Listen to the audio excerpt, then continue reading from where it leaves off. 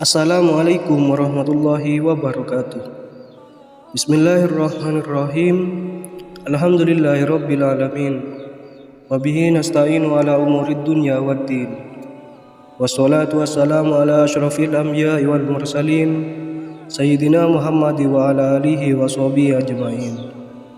Rabbi shrah li sadri wa yassir li amri wahlul 'uqdatam min lisani yafqahu qawli. Amma ba'du. Sahabat beriman yang dirahmati Allah, syukur alhamdulillah kita masih bisa berjumpa lagi di channel Berkah 3 Menit dalam keadaan sehat walafiat. Besar harapan dan doa saya semoga sahabat semua selalu diberikan kesehatan, dimurahkan rezekinya dan dipanjangkan umurnya. Amin ya rabbal alamin. Sahabat beriman yang dirahmati Allah, suatu kali mungkin kita pernah atau menjadi korban dari orang yang bertindak zalim melalui perbuatan atau perkataan. Dalam kondisi tersebut, apakah kita boleh mendoakan orang yang zalim tersebut? Lantas, apa bentuk doa yang pantas untuknya? Allah Subhanahu wa taala berfirman, Allah tidak menyukai perkataan yang buruk yang diucapkan secara terus terang kecuali oleh orang yang dizalimi, dan Allah Maha mendengar, Maha mengetahui. Al-Quran Surah An-Nisa ayat 148. Dalam tafsir Ibnu Katsir diriwayatkan dari Ibnu Abbas bahwa Allah Subhanahu wa taala tidak suka dengan doa yang berisi ungkapan buruk kepada siapapun kecuali dia dizalimi. Oleh karena itu, Allah Subhanahu wa taala mengizinkan doa tersebut diucapkan. Akan tetapi hanya ditujukan kepada orang yang telah menzalimi dirinya. Tafsir Al-Sa'di juga menyebutkan, dibolehkan bagi hamba untuk berdoa terhadap orang yang telah menganiaya dirinya, selama hamba tersebut tidak berbohong atau tidak melebih-lebihkan penganiayaan yang dialami dirinya. Namun, memaafkan orang yang menzalimi tentu jauh lebih baik. Lebih lanjut, ada beberapa bentuk doa dan hukumnya bagi orang yang dianiaya atau dizalimi kepada orang yang menzalimi. Yang pertama yaitu berdoa agar sikap zalim yang dilakukan si penzalim itu dihilangkan. Hal ini tentu saja sangat mulia.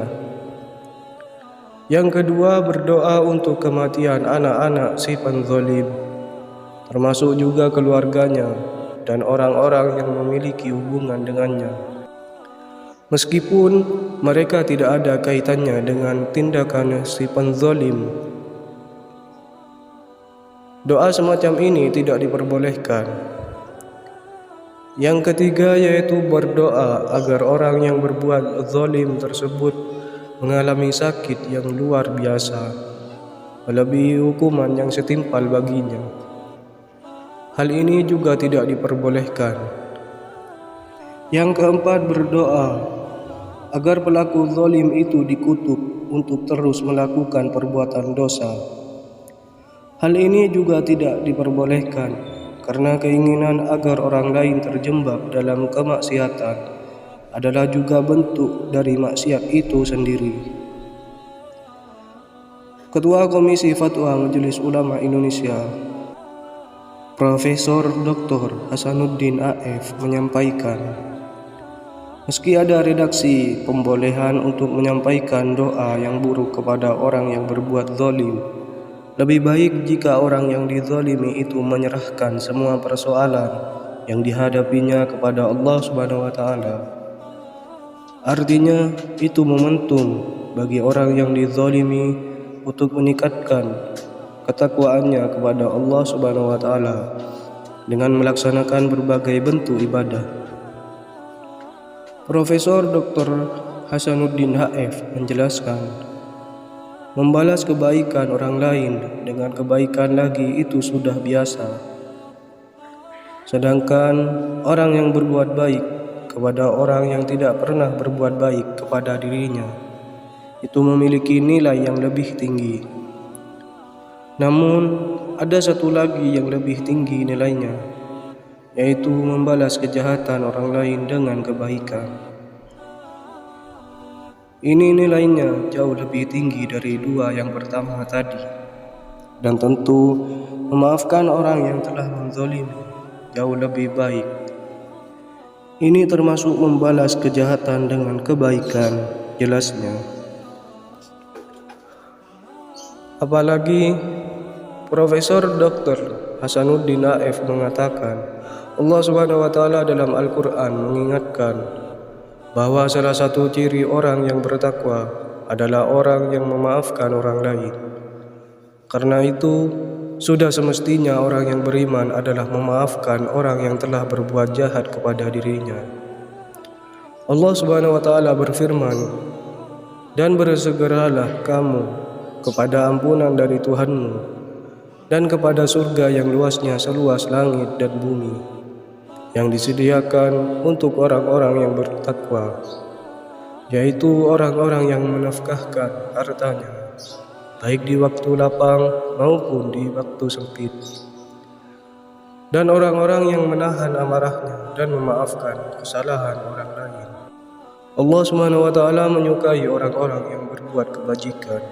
Al-Quran Surah Al-Imran ayat 133 sampai 134.